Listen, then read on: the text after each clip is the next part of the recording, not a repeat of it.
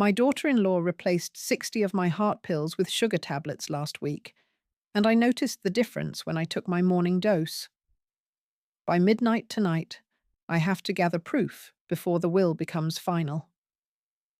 I am secretly recording her confession on my phone at the kitchen table right now. I sit in the living room, where the light comes in soft through the curtains, warming the stale air.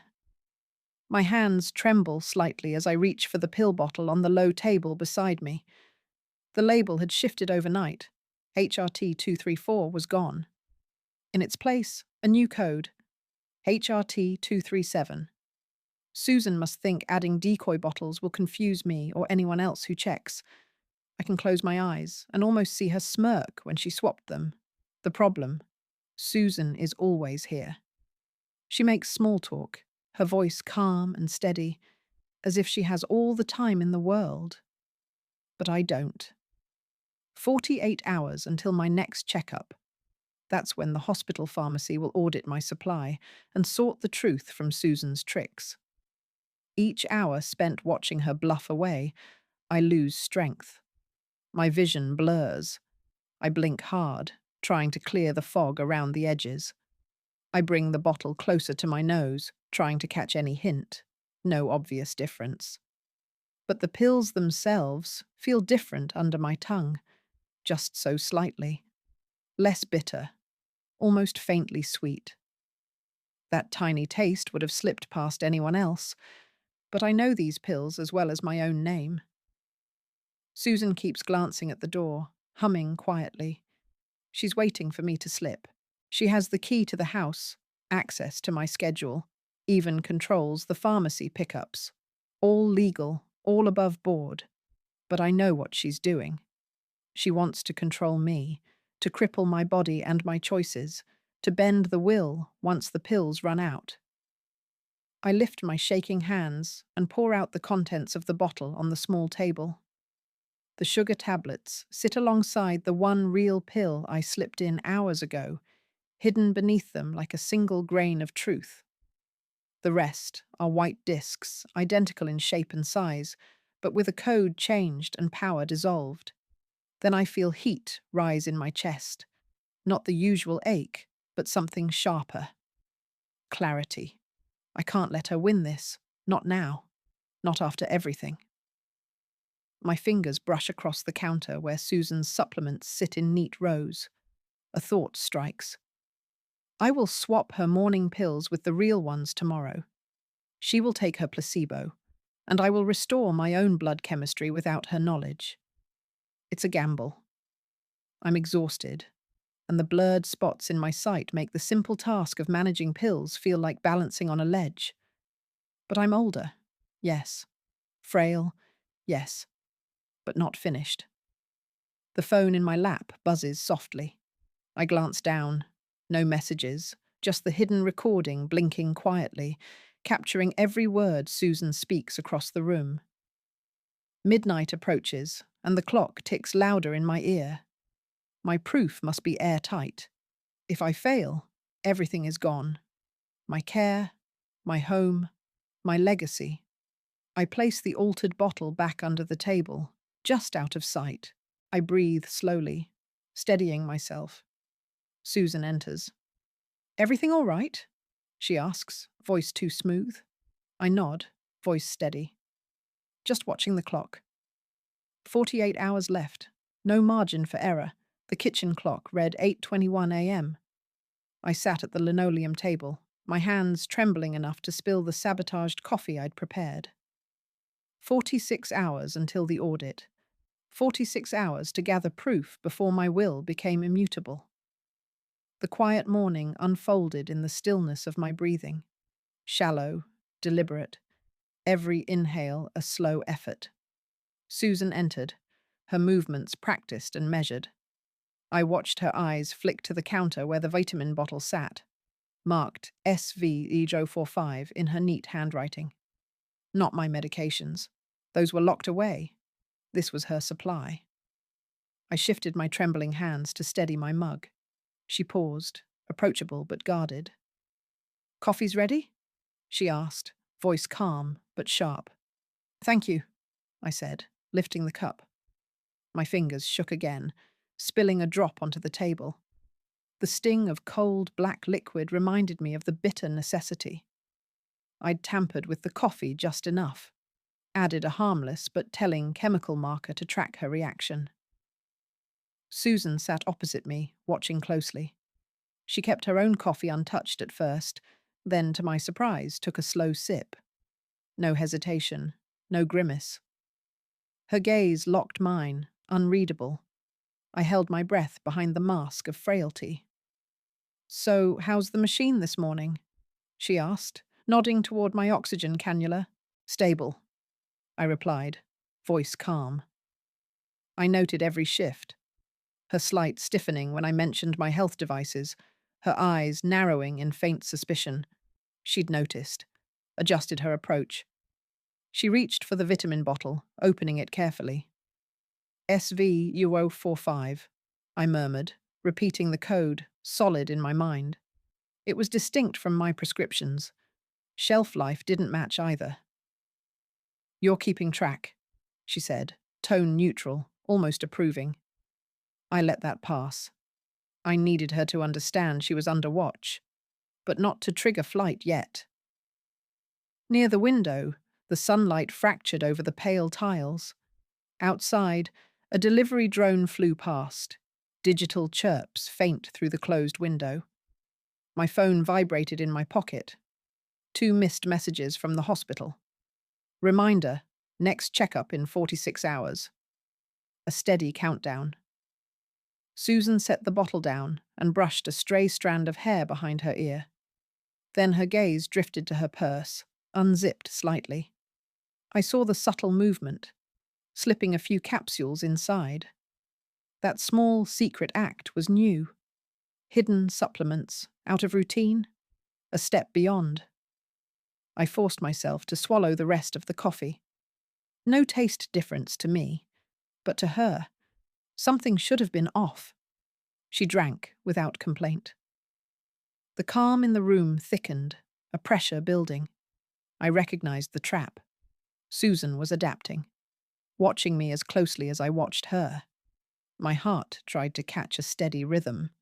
The shaky hands proved vulnerability, yet also urgency. The cost of exposure faded into the background of this dangerous mind game. If I couldn't prove she'd sabotaged my medication, she'd manipulate the audit, the legal documents, the care orders. I would lose everything. "Want a refill?" I asked, voice steady, though my pulse quickened. She smiled just slightly. "No thanks, just the vitamins. Gotta keep up." Her fingers brushed the purse zipper again, the small capsules secured like a secret weapon. A new threat. The clock ticked down. 46 hours left. The game had changed. The hallway was narrower than I remembered, the hallway light flickering faintly above the closed door of Susan's bedroom. I pressed my hand against the cool frame, the skin thin and shaky. My breath was shallow and fast. Sharp stabs behind my ribcage made me pause. I steadied myself against the wall and counted 10 slow breaths before reaching for the doorknob. The door didn't budge. Locked. Of course. I scanned the lock. Fruitless. The house key wouldn't work here. Susan kept this door separate from the rest of the home's security. Yet, the evidence I needed was inside. Her phone. If I could find the messages from Dr. Cole about that special formula, I could prove tampering and control my meds. And my will. "Susan," I said softly, voice dragging between fractions of clarity and strained breath. "I need to talk." No answer. I traced the cavity rim of a small vent near the door's base, a ventilation grate. My fingers trembled as I slid the edge of a thin metal tool through the slats. A simple lock pusher. There. A faint click. I tried the knob again. This time it turned. Inside, the air hung heavy, warm against my skin. The small room smelled of lavender lotion and stale cigarettes. On the nightstand sat her phone, screen dark. I eased myself onto the edge of the bed, inhaling steady breaths. My hands fumbled, but I unlocked the phone with the pattern I'd memorized from a previous glare when she left it unattended. Pattern no longer worked. Susan had reset the password. I pressed her last known favorite digits. No luck. Tried birth dates from calendar entries. No. Then I found a subtle, sticky note taped beneath the charger cradle with half an 8-digit code. My fingers drifted across the screen, urgently probing. I opened encrypted message threads. Dr. Cole was an unknown contact, but the messages read, "Special formula ready. Adjusted dose for blood pressure. Confirmed delivery Tuesday." Another line stated, "Payment cleared. $4,500? A disturbance." The phone buzzed in my hand, locking before I could save screenshots. Immediately, a new message. "Access revoked. Call me." I leaned back, heart stuttering despite deliberate calm. My chest tightened. The room spun faintly. The sliver of breath I caught came with pins and needles in my fingertips. I swallowed hard, clenching the bedspread. On the screen, I tapped the contact, Dr. Cole, watching transaction history appear. Multiple payments, most timed right before Susan began managing my medications. I exhaled slowly. If I could crack this code, I might save myself. If not, I would be at her mercy, helpless. The phone locked again. I placed it back on the nightstand, wiping sweat from my brow. Moving was a challenge now. The strain was real. My next medical checkup and pill audit would be in 44 hours. I had no choice but to decode the messages before then. The way of each second pressed against fragile ribs. Outside, I heard footsteps approaching, steady and unyielding. My breath caught. The door handle jiggled. I was caught. Susan's voice called softly. "Mum, everything okay? You're taking it easy, yes?" I paused, then answered in the quietest tone I could manage. "Yes, just resting." My eyes sank shut as she entered, but my mind raced. Time was running out. The pharmacy's linoleum floor was cold beneath my thin socks, the fluorescent lights above flickering faintly. I rested my frail hand on the counter, the skin loose and shaking in fine tremors I couldn't fully suppress. The clock on the wall ticked. 38 hours before my scheduled pill audit and medical checkup. The timer felt like a hammer striking down. "I need a full breakdown of this vitamin bottle's contents," I said, sliding the small SV045 bottle across to the pharmacist. "I suspect unauthorized substances." He nodded and tapped a few keys. "Standard vitamins plus." His voice cut off. The screen showed a list I barely followed, codes and numbers, but one entry caught my attention. A compound labeled XZ7128, listed as a stimulant, not approved by the FDA or any standard agency. XZ7128, I repeated quietly, drawing out the code on my tongue as if it would help me memorize it. Unknown stimulant. Never heard of it. The pharmacist's eyes flicked to the dated pharmacy logs. "Susan Larkin ordered a new batch of these last week, just before your hospital stay.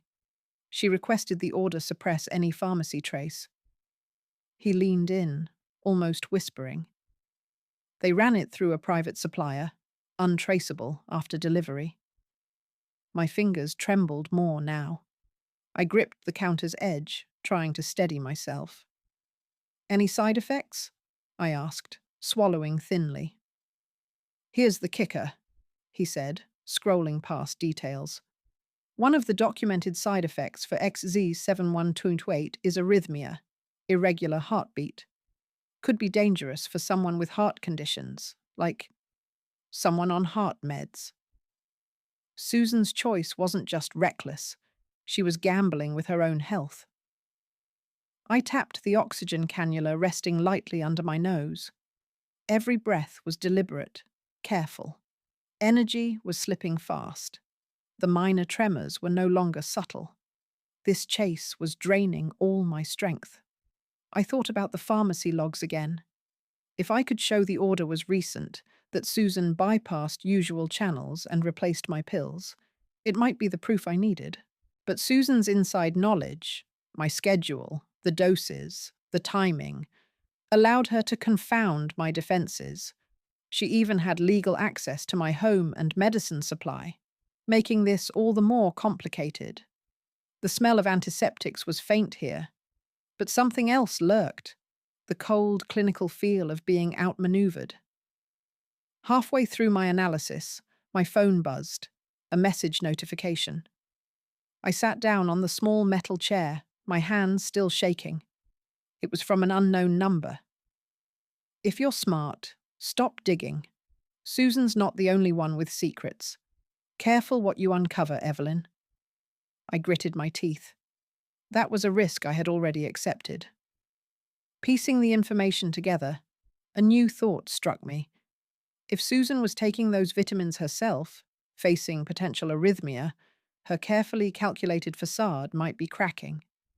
Maybe she wasn't invincible after all. But I had no time to wonder. The clock ticked louder in my ears. 38 hours left, and closing fast.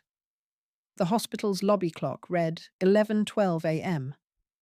I gripped the thin armrests of my wheelchair tighter, watching the steady pulse in my neck as a reminder of my limits. My oxygen cannula stung the back of my ears, and I traced the ridges of my pill bottle, making sure, again, that the labels matched the doses I was supposed to take. Today's mission was clear. Verify the arrhythmia diagnosis Susan had mentioned in passing last night, with no details. At 34 hours left until the pill audit and my next checkup, this was my last chance. I wheeled toward the admissions desk, where a nurse's name tag read Miller. She shuffled papers without looking up. Ms. Harper, we have your request for records, but arrhythmia diagnosis requires authorization. I'll need your case number. My vision blurred as I blinked slowly. Case ID 178-495-HC, I said, steady but careful. Patient advocate privileges allow access. She hesitated, but after several calls and a bureaucratic standoff, a folder was slid across the counter. A hospital report stamped with my name and the code AR4927532. Susan's name wasn't on it directly, but the report included details on a Susan Larkin, admitted 2 days ago with unresolved arrhythmia symptoms. Irregular heartbeat, dizziness, complaints of chest tightening. The dates aligned suspiciously with our last week. I read through the notes. Patient demonstrates signs of self-reported palpitations. 2 emergency room visits recorded with inconsistent ECG results. Symptoms possibly psychosomatic. The word confusion was underlined in the doctor's hand. By chance, I saw Susan entering the back of the hospital lobby, her steps deliberate but slow. She feigned surprise when a nurse approached her with questions about her symptoms. I don't remember feeling like that, Susan insisted. Maybe stress from family issues, or too many meds. They said arrhythmia, but maybe it's just anxiety? I felt the heat rise in my chest. The sterile air and strangers' shifting glances sent my pulse climbing beyond normal. 110 BPM, faster than normal, though not alarming yet. I reminded myself to breathe slowly. Minutes later, alone again, I examined a supplement bottle labeled SV-045 that Susan dropped near the bench. The capsules inside were different from her vitamin regimen. Synthetic, suspiciously designed. I flipped open my phone and cross-checked the regimen with the hospital's pharmacy report. No matching prescriptions. My eyes caught a small notation buried in the discharge summary. Susan had requested off-record, alternative treatments with a private physician. An address was partially masked, but familiar. The same clinic my late husband had used, far from the hospital's purview. My shaking hands fumbled the locked pill bottle for a moment, then steadied. Susan's arrhythmia complaints appeared deliberately self-induced, a smokescreen for her real agenda, manipulation masked by feigned weakness. I decided on a counter-move. Before leaving, I carefully swapped her vitamin bottle with another supply from the hospital's secure storage, one with inert supplements she wouldn't expect. This small exchange, while unnoticed, shifted leverage in my favor. A nurse passed by, glancing at me with mild suspicion as I wheeled away. The micro-twist sank in. Susan used her diagnosis as both shield and sword. Her side effects were her own design, but the private doctor appointment exposed her deeper intentions. Outside the glass doors, I paused. The lobby's sterile hum felt less oppressive than the threat within. I counted the seconds while the pill audit clock ticked down. If I didn't act fast, my control over my life and legacy would slip beyond my grasp. The fluorescent lights buzzed faintly above the lab bench where I sat, an uneasy weight pressing on my chest. The clock on the wall marked 10:42 a.m.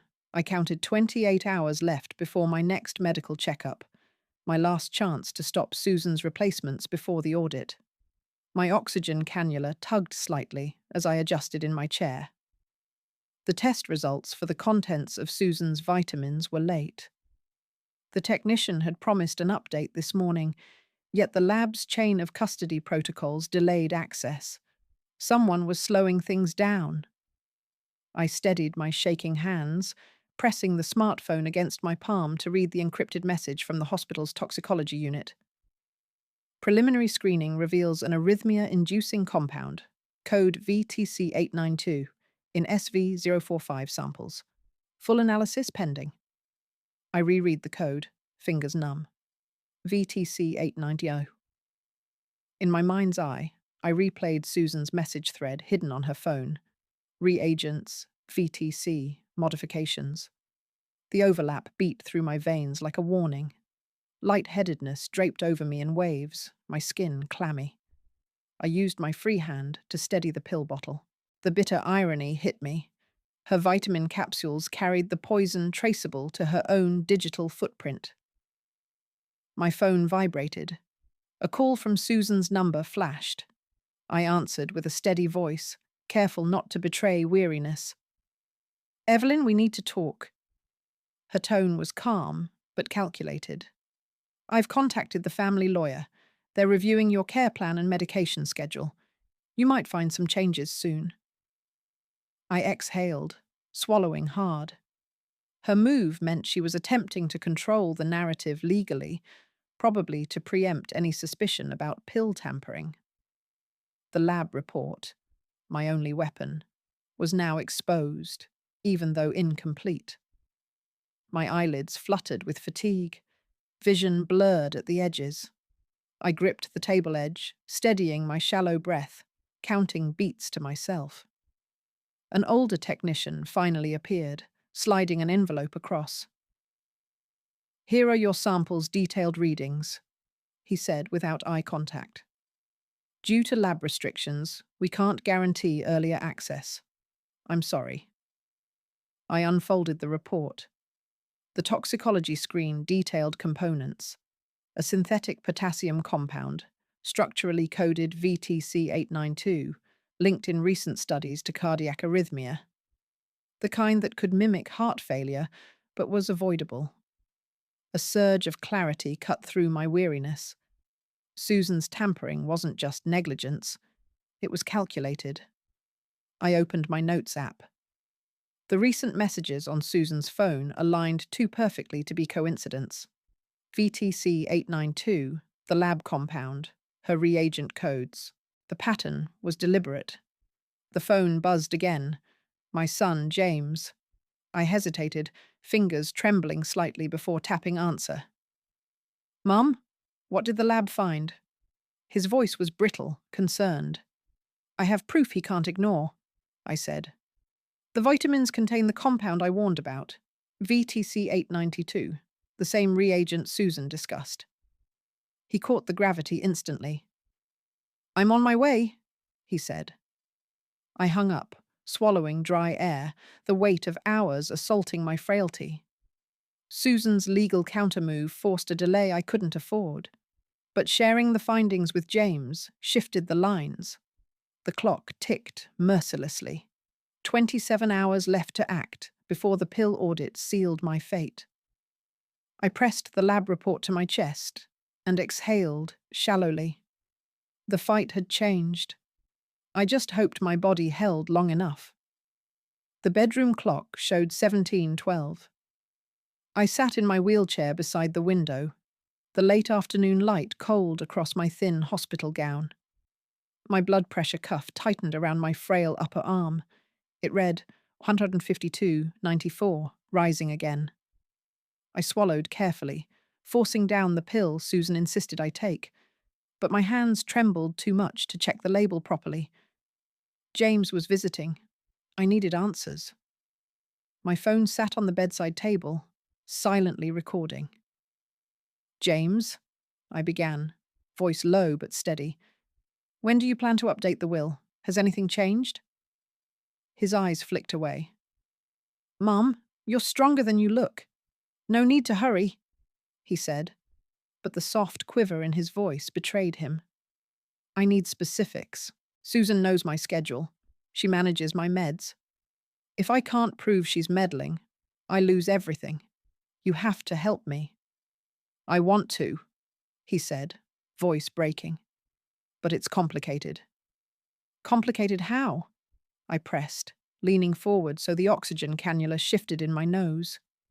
He glanced out the window, then back. I doubt Susan's intentions, he said quietly. But I don't know how to stop her. The room chilled. His hesitation felt like a door closing. This wasn't support. It was collusion. Have you seen my phone call transcripts?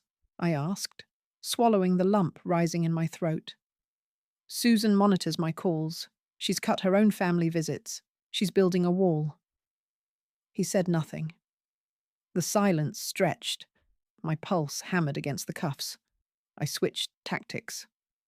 Do you know if she controls my accounts? My medication deliveries? He shifted uneasily. She's involved, more than you think. His lips pressed tight. You're not telling me everything. He didn't answer. The dam cracked. A sudden sharp cough racked my lungs, rattling the oxygen line.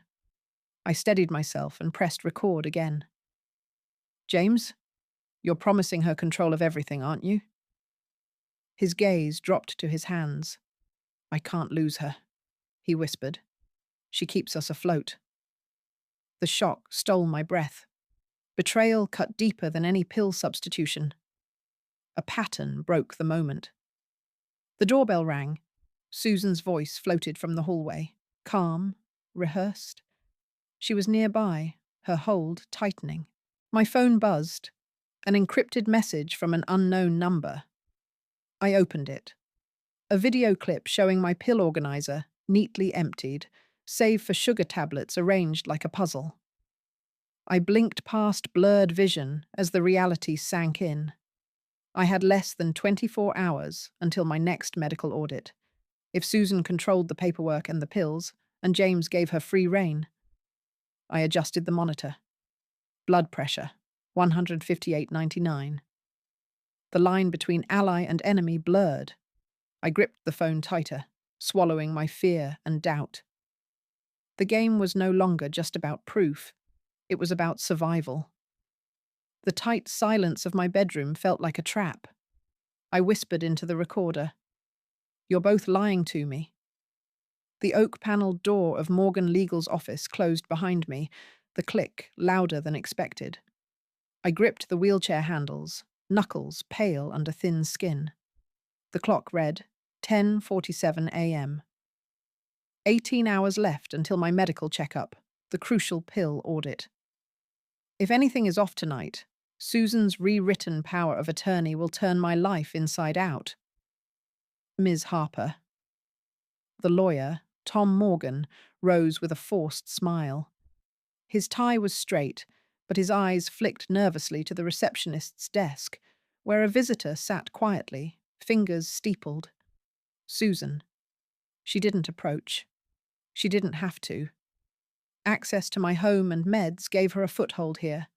She'd sent Tom a text an hour ago, warning him not to push. Tom cleared his throat. I reviewed the documents you requested. The original power of attorney is complicated now.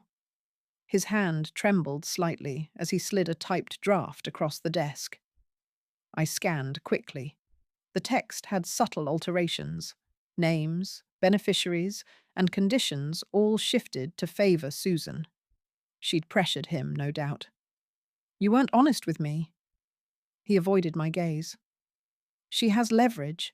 She wants the final papers today. She insisted I delay your request. His voice dropped. She's powerful. I'm not. Faint warmth spread across my forehead. My breath came uneven. I gripped the wheelchair arms harder, blinking rapidly as my vision blurred. The room narrowed in on the sterile brown carpet squares underfoot. My heart fluttered erratically. A fainting spell caught me unprepared. Tom caught my elbow. Evelyn. A cold cloth appeared behind my neck, and warmth through his voice anchored me. I swallowed, regaining focus. Tell me the truth. Is there any way to fight this? He nodded toward a manila envelope stuffed with papers. Susan's altered power of attorney is real. She's already filed it, but there's a loophole. His eyes scanned mine, urgency mixing with something like guilt. We can file an emergency injunction to freeze your assets and stall changes before the pill audit. I exhaled, slow, deliberate. Do it now. I don't have 18 hours to lose. Tom's phone buzzed. A message from Susan. Keep it calm. She's fragile. Delay her. Tom's face hardened. She's using my reputation against me now. I pushed forward. What backup plan? He pulled out a fresh sheet, filled with a legal summons I didn't fully understand, but promised temporary protection. This could buy time and force Susan to reveal her interference under oath. Then, my smartphone vibrated softly. I glanced at the screen. A file labeled SV Larkin 045, sent from my encrypted folder. Draft legal documents. Susan's pressure had cost me more than my strength. My resources were exposed. Just then, a soft knock at the door. Tom's face went pale before he whispered, She sent the receptionist to stall you. You're not getting out fast. I looked toward the glass wall separating the office. Susan's shadow slipped back into the lobby. My breath hitched. My oxygen cannula felt tight at my nostrils. Tom, I said clearly, if I don't act, I lose everything. He nodded, pressing the emergency injunction into my trembling hands. The filing deadline was close, the documents already dripping with Susan's reach. As soon as you leave, take Blackford Law's emergency number. Call me if anything changes. I wheeled out, vision spinning. At the elevator, a sharp pain stabbed my side. I fought to steady myself, each shallow breath straining my frail frame. Outside, Susan smiled briefly at the glass, unreadable. I was already losing ground. The hospital waiting area was half empty, the tick of the wall clock loud between the occasional footsteps and low murmurs. I sat stiff in the wheelchair, fingers curled tightly against the fabric of my thin sweater. The bright light pressed down. 12 hours until my pill audit and medical checkup. 12 hours to expose Susan. She sat across from me, her hands folded neatly on her lap, her expression unreadable, the calm mask she always wore. Her presence was a silent claim on the room. I slid the manila folder onto my lap, fingers shaking enough to betray years spent steadying trembling limbs. You don't belong here. she said quietly. Her voice had the edge of accusation, but her eyes stayed fixed forward. I have my rights, Susan. I pulled a chart from the folder, a set of arrhythmia correlation graphs linked against test results.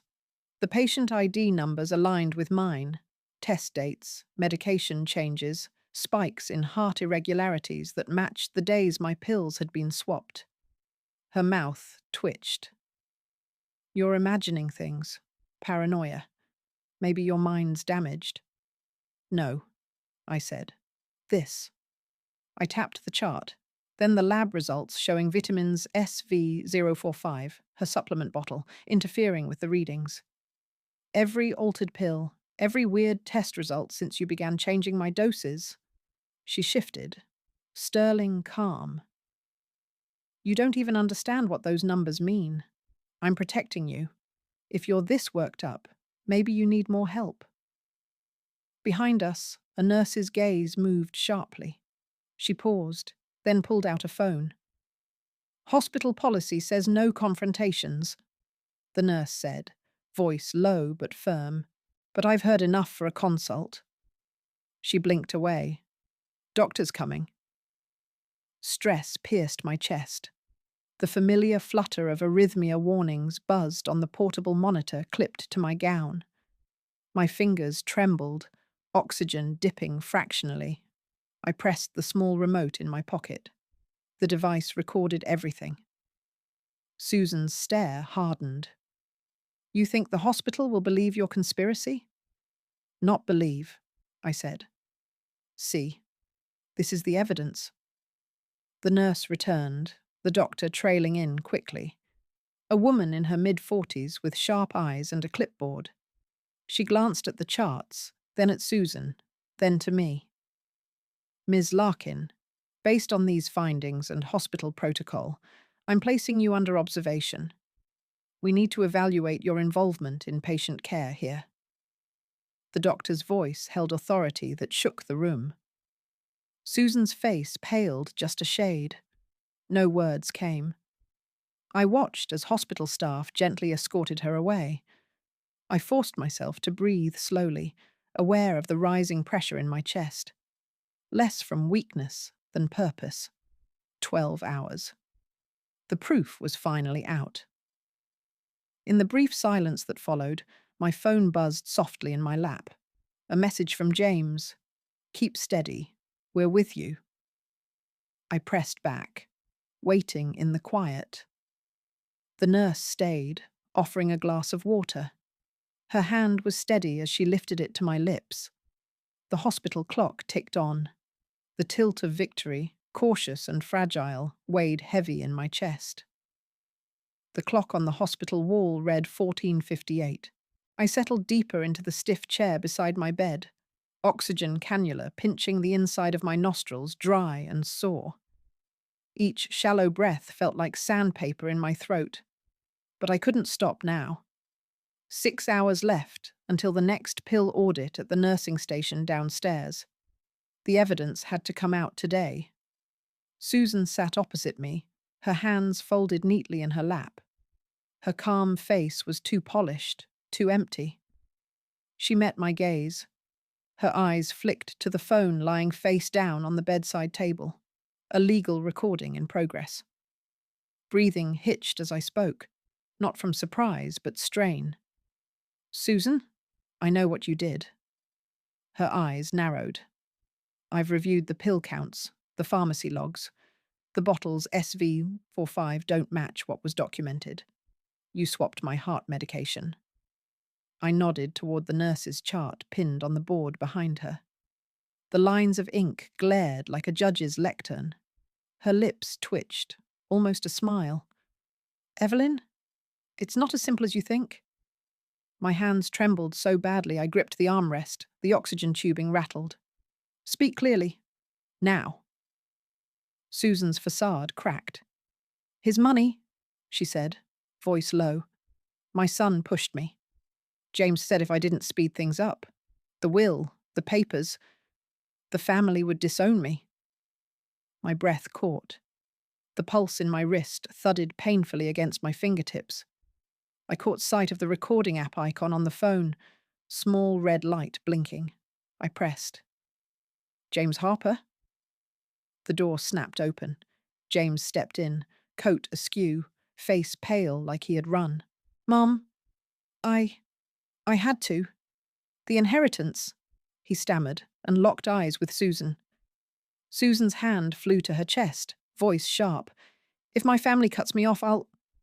She swallowed hard, then whispered, I'll hurt myself. You think I'm the villain? I'm trapped. A nurse pushed the door wider, eyes wide on the tension. I coughed, clutching my side as breath slammed against ribs tightened in pain. My vision blurred on the edges. I fought the weakness. This confession, I rasped, records everything. You're cornered. James looked away, guilt etching his lines deeper. We made mistakes, no more. I pointed at the phone. You're both undoing this, legally, before 6 hours, or the audit will uncover the drug logs, and the lawyers get involved. The pattern shattered when Susan's phone buzzed sharply on the table. A message preview flashed. Deadline 48 hours.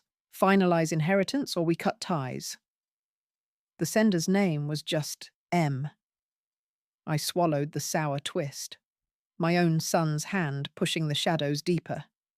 Susan's face went pale, cracking under the pressure like thin ice on a frozen lake. I leaned forward, voice steady despite rib pain. James, you're in this mess. Step out. Cancel the plan. Otherwise, this evidence will move beyond this room. His eyes met mine, a slow nod. As my oxygen hissed softly, the door swung closed behind the nurse. The recording kept going. The countdown went silent, but relentless. 6 hours remained. The courthouse was colder than I expected. The metal frame of my wheelchair scraped faintly against the polished stone floor. The clock on the wall marked 9:12 a.m. 2 hours until the final hearing. My oxygen cannula twitched as I tried to hold still, hands trembling lightly, my skin thin enough to see veins when I moved. Around me, the family was fractured. Susan sat close to James, smiling softly, except her eyes never met mine. James, my son, looked worried but distant, phone gripped tight in one hand as he whispered something I couldn't hear. The judge was due right after the clerk finished calling the case. I unfolded the latest court document between fragile fingers. The judge's order read, Supervised care mandated, controlled access to medication and will adjustments enforced. Case ID 5842LH. This was the legal shield I needed. Susan's pleas for leniency were noted, yet the court demanded safeguards over my medication and inheritance. My own son had stepped forward, accepting some responsibility, but the documents hinted at more than he admitted. I swallowed carefully, feeling the tightness in my chest worsen, infractions on my pill schedule, and a small, irregular heartbeat from last night's emergency alarm reminded me how fragile I was. No pause. No error. The courtroom murmur shifted suddenly. The clerk handed me a sealed envelope.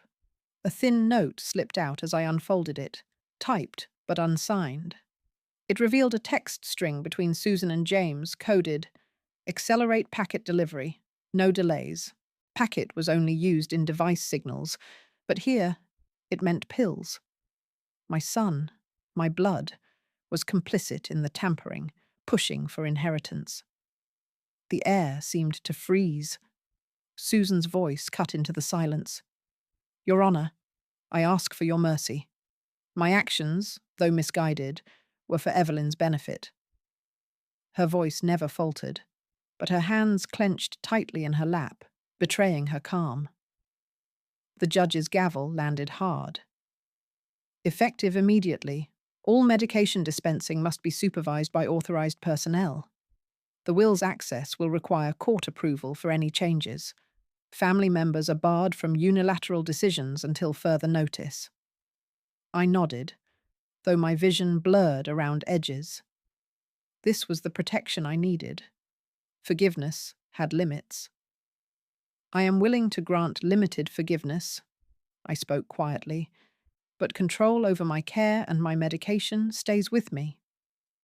The room absorbed the words. The balance was tilted. While the court chambers began to clear, a sudden alert blared on the monitor near the judge's bench. Public transport accident on Elm Street. Multiple injuries reported. Emergency response mobilized. The sounds outside shifted immediately. Sirens, rushed footsteps. A public disaster had just unfolded. Everyone's attention snapped away. I realized then how delicate my battle was. While the law enforced protection over me, the world itself was unpredictable. But here in this room, I'd gained what mattered: legal control over my medication, safeguard for my last days, and a clear line drawn between Susan's reach and my life. The next hour would test these measures, and with the global timer ticking down, 48 hours until the next medical checkup and pill audit, I was ready to fight every second. The cost had deepened my frailty, but it had sharpened my resolve. I settled my breath, clutching the court order close, focusing on the faint pulse in my wrist. The war for my care was far from over.